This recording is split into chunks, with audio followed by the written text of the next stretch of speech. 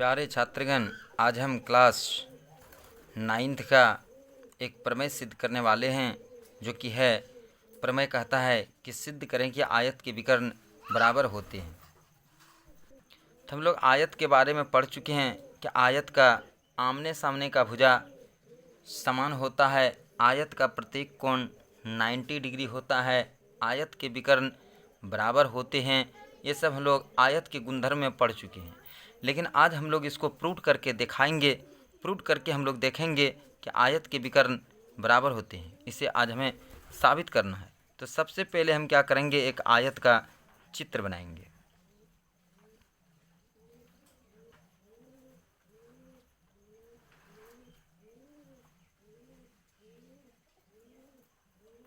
इसका नाम देंगे ए बी सी डी। अब ए सी विकर्ण को हम मिला देंगे, फिर जो है हम बी डी विकर्ण को भी मिला देंगे। इसका प्रत्येक कोण जो है 90 डिग्री है, प्रत्येक कोण 90 डिग्री है।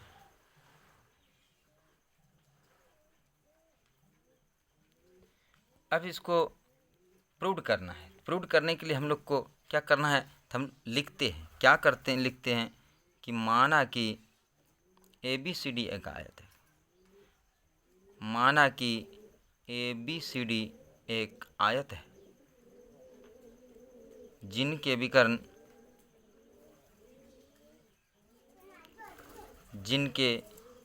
विकर्ण ए सी तथा बी डी हैं, जिनके विकर्ण ए सी तथा बी डी हैं। तो साबित करना है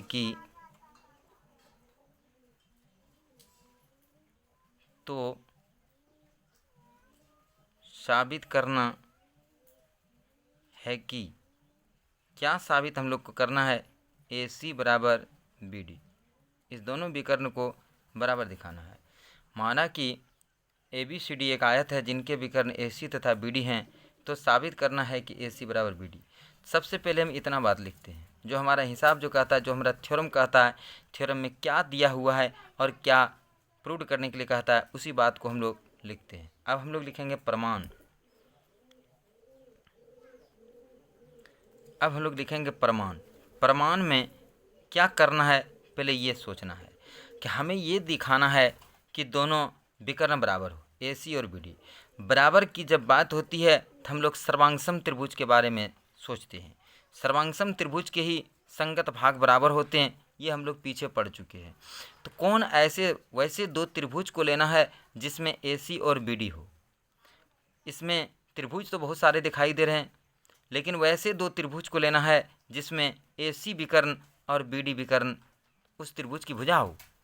तो हम देखते हैं ये जो त्रिभुज है, ए बी सी त्रिभुज है, हम इसको रंगीन कर देते हैं रेड पेन से। आप इस भाग को देख सकते हैं कि ये जो है ए बी सी त्रिभुज है। इस त्रिभुज में क्या है, इस त्रिभुज में ए सी विकर्ण दिखाई हमको दे रहा है। अब जो है दूसरा त्रिभुज जो है उसको हम देखते हैं, ये बी डी विकर्ण है, ये बी डी विकर्ण है। इस त्रिभुज को हम ब्लू पेन से रंगीन करते हैं। ये ब्लू भाग जो है इसमें भी बी डी विकर्ण दिखाई दे रहा है। तो इस दोनों त्रिभुज को यदि हम सर्वांगसम दिखा देते हैं, इन दोनों त्रिभुज को यदि हम सर्वांगसम दिखा देते हैं, तो ये त्रिभुज जो है इस त्रिभुज को पूरा ढकेगा, और ढकने के बाद जो है ए सी भुजा जो है बी डी भुजा को पूरी ढक लेगा। तो हम इसको अब कैसे प्रमाण देंगे, तो हम लिखेंगे त्रिभुज ए बी सी तथा त्रिभुज ए बी डी में। अब ए बी सी त्रिभुज और ए बी डी त्रिभुज की भुजा को हम देखते हैं। अब देखिए रेड कलर वाले भुजा को अब देखिए, रेड वाले का भुजा ये बी सी है। देखिए आप, रेड वाले का ये भुजा बी सी है, रेड से इसको हम इंडिकेट कर रहे हैं। तो रेड का ये भुजा क्या है, बी सी है, एक भुजा बी सी है रेड का। और ये ब्लू का एक भुजा देखिए, ये ए डी है ना, ये ए डी है। और इसका दूसरा भुजा ए बी है, और इसका तीसरा भुजा ये बी डी है। ADC ABD त्रिभुज का एक भुजा AD है, दूसरा भुजा AB है और तीसरा भुजा BD है। इसका एक भुजा BC है, दूसरा भुजा AB है और तीसरा भुजा AC है। तो पहले ABC त्रिभुज और ABD त्रिभुज में हम क्या देखते हैं कि BC बराबर AD है। इस त्रिभुज का भुजा BC है और इस त्रिभुज का भुजा AD है। तो हम क्या लिखेंगे, BC बराबर AD। अब ये क्यों बराबर होगा, तो आयत का सम्मुख भुजा है, हम लोग इसको पहले पढ़ चुके हैं। आयत का सम्मुख भुजा, आयत के आमने सामने के भुजा बराबर होते हैं। तो हम यहाँ पर लिखेंगे आयत का सम्मुख भुजा, एक तो बराबर हो गया। अब हम दूसरा क्या देखते हैं कि त्रिभुज ABC का ये कोण, त्रिभुज ABC का ये कोण, आप हाथ घुमा के हम फिर दिखाते हैं। ये देखिए त्रिभुज ABC है, ये त्रिभुज ABC है, इसका ये कोण 90 डिग्री है। हम लोग पढ़ चुके हैं आयत का प्रत्येक कोण 90 डिग्री होता है। तो इस त्रिभुज का एक कोण क्या हो गया, कोण ABC बराबर, अब इस त्रिभुज का एक कोण देखना है, इस त्रिभुज का BAD, यहाँ पर देखिए 90 डिग्री का कोण बन रहा है, ये आयत का कोण है BAD। तो ये भी बराबर हो जाएगा ABC बराबर कोण BAD। क्यों बराबर हुआ, तो आयत का प्रत्येक कोण 90 डिग्री, आयत का प्रत्येक कोण 90 डिग्री होता है। हम लोग ये पीछे पढ़ चुके हैं। अब एक चीज़ और हमें देखना है कि एक चीज़ और क्या बराबर हो रहा है। तो हम देखते हैं दोनों त्रिभुज में, फिर देखिए हाथ घुमा के दिखाते हैं।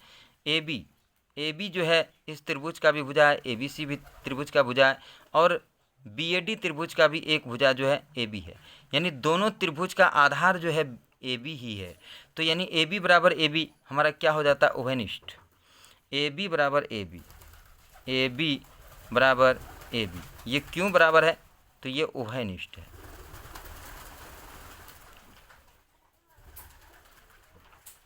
अब हम लोग सर्वांगसमता प्रतिबंध को याद करते हैं। क्या देखते हैं कि दोनों त्रिभुज का दो भुजा और बीच का कोण, इस त्रिभुज का दो भुजा और बीच का कोण, इस त्रिभुज का दो भुजा और बीच का कोण बराबर है। तो जिस वैसे दो त्रिभुज जिसके दो भुजा और बीच का कोण बराबर हो वे दोनों त्रिभुज सर्वांगसम होते हैं। ये सर्वांगसमता प्रतिबंध हम लोग पढ़े हैं। Side angle side angle side सर्वांगसमता प्रतिबंध से, सर्वांगसमता प्रतिबंध से तो दोनों त्रिभुज क्या हो जाता है, सर्वांगसम हो जाता है। ऐसे S सर्वांगसमता प्रतिबंध से दोनों त्रिभुज सर्वांगसम हो जाता है। तो क्या होगा, त्रिभुज ABC सर्वांगसम का ये निशान है, त्रिभुज ABD। अब हम लोग क्या पढ़े हैं, सर्वांगसमता के नियम में हम लोग पढ़े हैं, हम जानते हैं कि सर्वांगसम त्रिभुज, हम जानते हैं कि सर्वांगसम त्रिभुज के संगत भाग, सर्वांगसम त्रिभुज के संगत भाग समान होते हैं। अब जरा देखिए कि क्या चीज़ इसमें समान हमको दिखाना था, वो चीज़ हमें मिल रहा है क्या। तो अब हमें देखना है कि दोनों त्रिभुज का संगत भाग क्या चीज़ बराबर है। हमें तो भुजा दिखाना है, दोनों त्रिभुज का भुजा AC और BD दिखाना है। तो इसको समझने के लिए यदि ऐसे समझ में नहीं आता है तो आप इधर जो है एक फिगर बनाइए।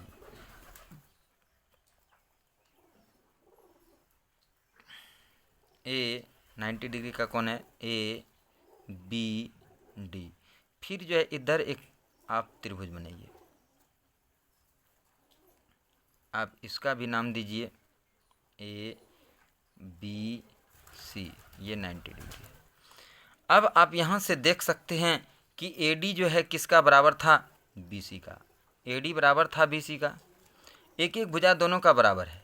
यदि इस तरह भी फिगर में आपको समझ में नहीं आता है तो आप दोनों फिगर को अलग अलग कर लीजिए, दोनों त्रिभुज को अलग अलग आप करके और देख सकते हैं। तो AD बराबर BC क्यों बराबर हुआ था, तो आयत का आमने सामने का भुजा था इसलिए बराबर हुआ था।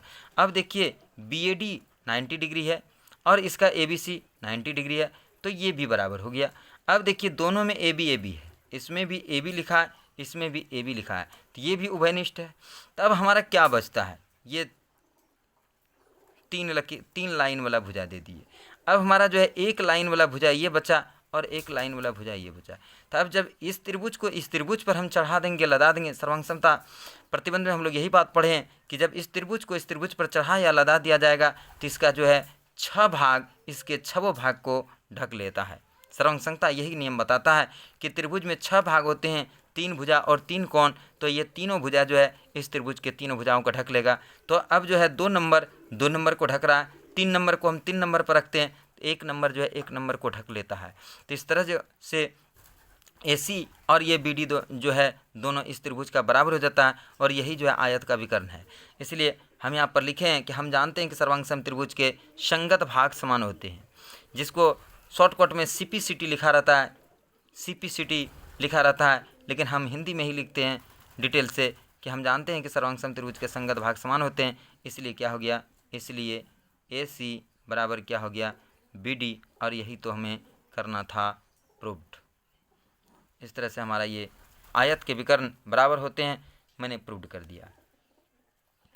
अब मैं फिर अगले वीडियो में दूसरा थ्योरम लेकर आऊँगा। आप लोग हमारे वीडियो को देखकर अधिक से अधिक लाभ उठाते होंगे, और इसी के साथ मैं अपना आज समाप्त करता हूँ। जय हिंद,